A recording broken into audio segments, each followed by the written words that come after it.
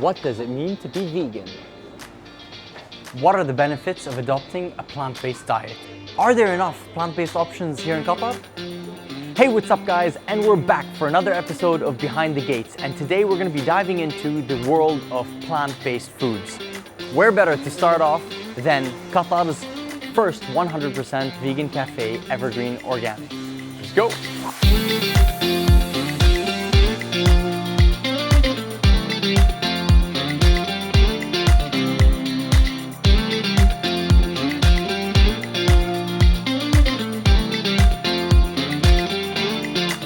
Now let's have a sit down with Ghanem. He's the founder of this beautiful concept, and let him tell us a bit about the plant-based lifestyle. Let's go. Oop, one more bite. So hello Ghanem, thank you very much for being with us today on our mini show. Can you please introduce yourself, where you're from, a bit about your background? Of course, thank you so much for hosting me. And so my name is Ghanem Al-Salaiti. I am the founder and CEO of Imbat Holdings, which is a vegan investment company that I started here in Doha. But today, of course, I'm here representing Evergreen, and Evergreen is the first vegan restaurant in Qatar. I'm the co-founder of Evergreen, and I'm excited to share my journey and the story of where Evergreen came from. Where did this idea come from? Did you just wake up one day, or have you been looking into it for a while? Yeah, of course, my journey started way before Evergreen have opened, and so I became vegan almost 10 years ago, and with the idea, of course, to change my own diet and become more conscious about my lifestyle and conscious about what I put on my body. And I've realized through my journey of discovering my own choices that I have to also educate my society and the community around me with ways of them adapting a better lifestyle through eating certain kind of food. I've realized as well the lack of education that we had here in Qatar when it comes to nutrition and what we're supposed to be eating. So this is kind of where my journey kind of led me toward launching my own business, creating a space that not only to serve food, which is plant-based, but also to create a movement that is more, linked, more impactful, and have a bit of a long-term vision of changing the narrative and changing the stereotype when it comes to eating, fruits, nuts, and seeds and legumes, which a lot of people have issues with that.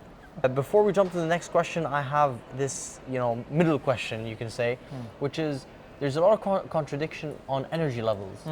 You're saying that you have continuous energy. However, a lot of people say, throughout conversations, measures talk, as we say, oh, but you need meats. The greens don't give you enough energy. How do you, if I were to be saying that to you, how do you? I'm sure you've been asked this question a lot. What would your answer be to that? Well, I think when it comes to energy, I think it's very important to understand first of all where our energy comes from, and we have to take the conversation to our guts and to think about our digestion. Everything starts in the digestion, and everything starts inside your body. And I believe that when you eat food that is lighter, easier to digest, more fiber, that kind of food allows your body to save so much energy from being stuck in your digestion, trying to digest, let's say, the meat, the chicken, the fish, which scientifically proven to be digesting for a longer period of time, to greens and fruits and vegetables and nuts and seeds that are much more easier to digest due to their vitamins and minerals and fiber content that allows your body to digest them easier. Because as well, the fruits and nuts and seeds have digestive enzymes that allows and phytonutrients that allows your body to digest them even faster.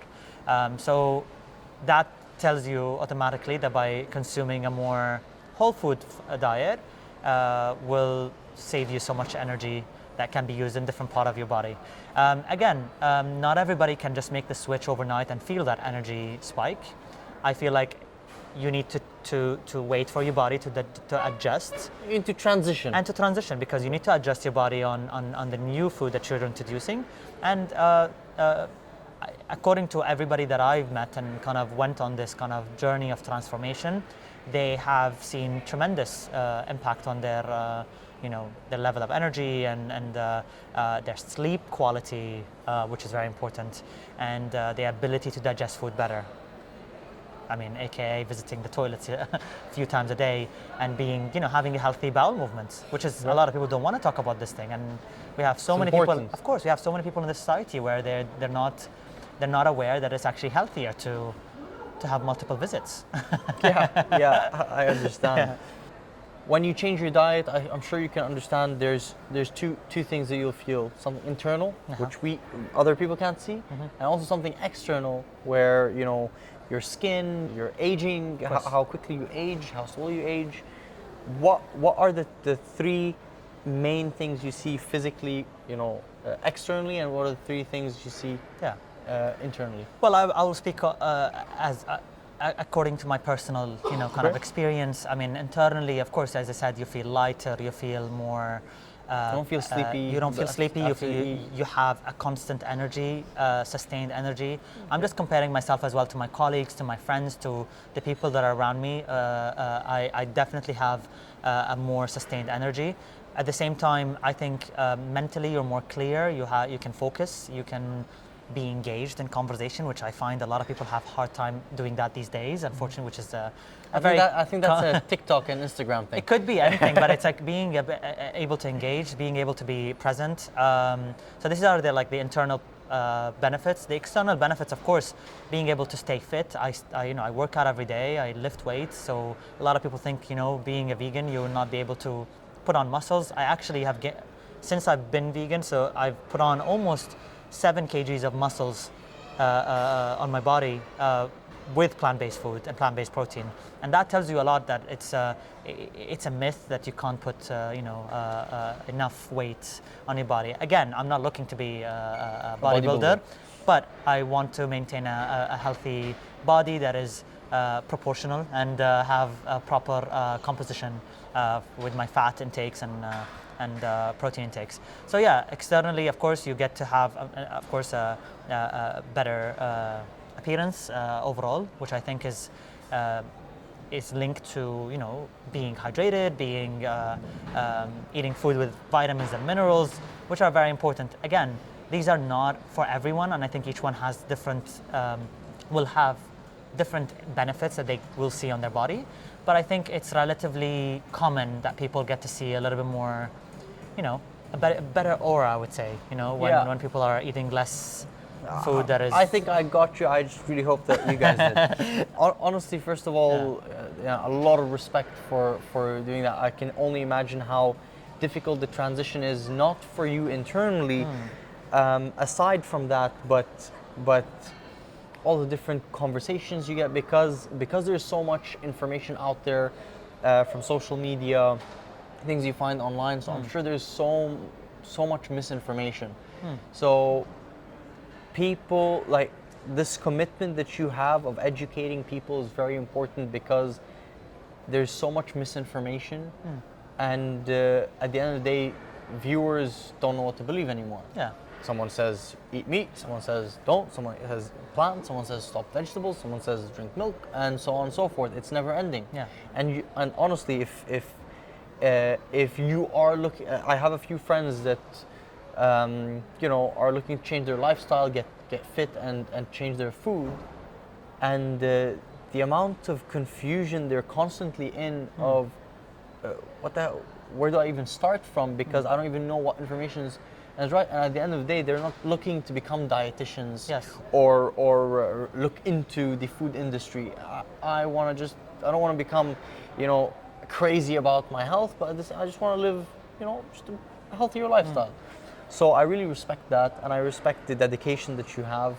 And I'm sure sometimes if you're speaking to someone, I'm sure you've caught it, because I've caught this stuff in my industry, which is like people just agree with you or say yeah, just to, you know, not be disrespectful.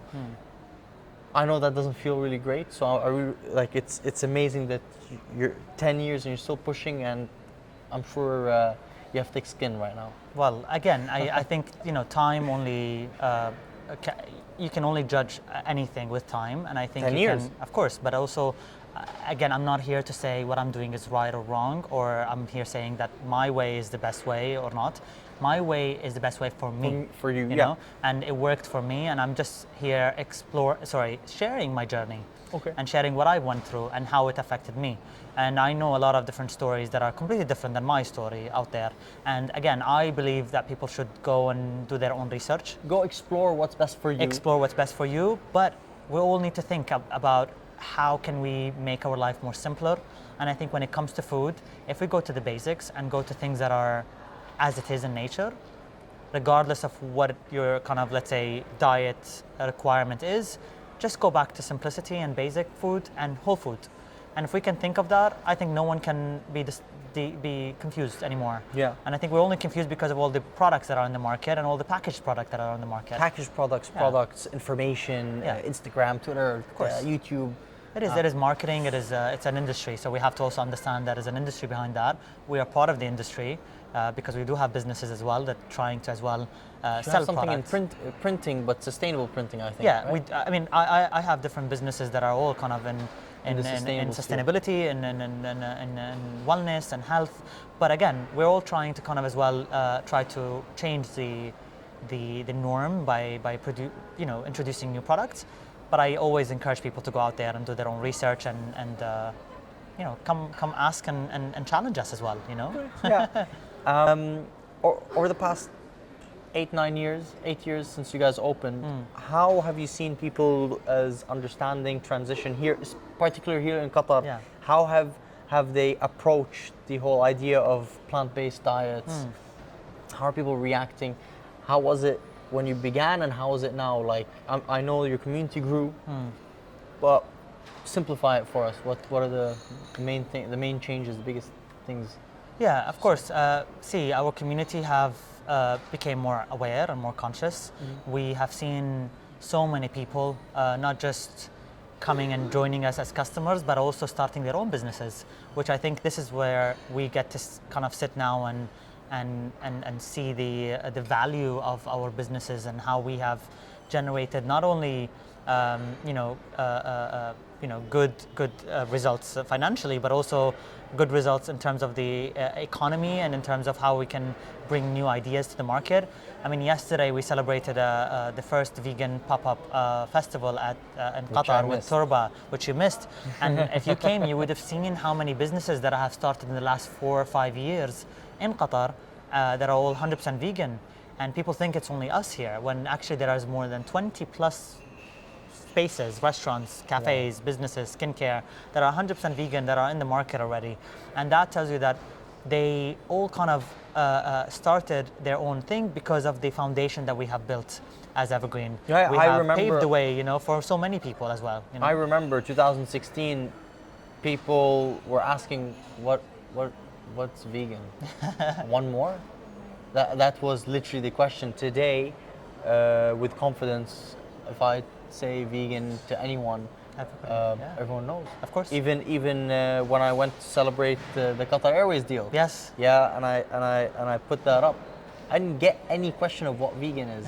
I remember 2016, I got that on Instagram. I think people are now more aware, but also are a bit relaxed when they hear the word vegan. They're not feeling attacked. They're not feeling that it's a scary word anymore. I mean, now restaurants in Doha, every restaurant have a vegan menu. Yeah. Supermarkets has vegan aisles. And that tells you that there is a big demand and people are now, There's a shift. But they're accepting it as well. Every household have someone who is dairy-free or gluten-free or following a more plant-based diet, and that's just changed drastically. Yeah. Well, Hanif, if you're going to leave one piece of advice for our viewers today, what would it be? Again, my advice is I think we all need to be thinking about our health and our wellness and what goes into our body. It's very important to me. This is my message that I've been advocating for years now, trying to just raise awareness, make people aware of what the impact that a choice they make for their breakfast or lunch or dinner can have on the planet and our earth. So just connecting that and feeling that you're part of something bigger than just a plate that is in front of you is my message and advice for everyone. Just be more conscious. Yeah. Amazing. I hear that you have a challenge for everyone. Can you share that with us? Oh, challenge? Yeah? Well, to go vegan? No, the same challenge you asked me to do. It's I yes. think the 1 month. Of course. It was like Yes. 1 month of, So you know. yeah, so every January, the whole world pledged to go vegan for the purpose of course, saving the environment, saving the animals, Different and reasons. different reasons. So it's a huge pledge every year. Half a million, actually, yeah, more than 500,000 people sign up to this challenge. And in Evergreen, we take this challenge and we offer people meal plans where they can, you know, be part of this not just challenge, but also the journey of whatever they are. I like challenges. That's why I said It's a challenge, yeah. It's a challenge. But yeah, of course, our challenge is to get people to go vegan for as long as they can, for different reasons. 7 days. That was my challenge to you. Okay. But it was, I don't know if you started it yet, but if not, I think No, you should. I'm back, and you know what? As soon as we're done here. Well, this is filmed, We so can- you can't go away from that. Yeah? Exactly. So I'm telling you, I'm committing to it, and like I told you, when we film it, I'll commit to it. I'm gonna try the 7-day vegan challenge. Okay. So does that include drinks? Everything. Includes everything. Everything. Includes everything. Of course, only that doesn't include is your water. So then Okay. you just have to drink Water is plenty water, of water. so- Yeah. Okay. So I'm gonna try that. The challenge from Ghanem and I and Evergreen Organics is to go vegan for 1 week. Try it out. I think you got nothing to lose. I'm gonna try it. So let's see. Thank you very much for your time. Of course, Ghanem, thank and you. please keep doing what you're doing. Pleasure. And we'll see you on the business show. Of course. Thank you so much. Thank you. Pleasure. Cheers. And that's a wrap. Thank you very much for watching this episode of Behind the Gates. Please comment below what are your thoughts about being vegan and if you're going to be joining us for the 1 week challenge of being vegan. Peace out.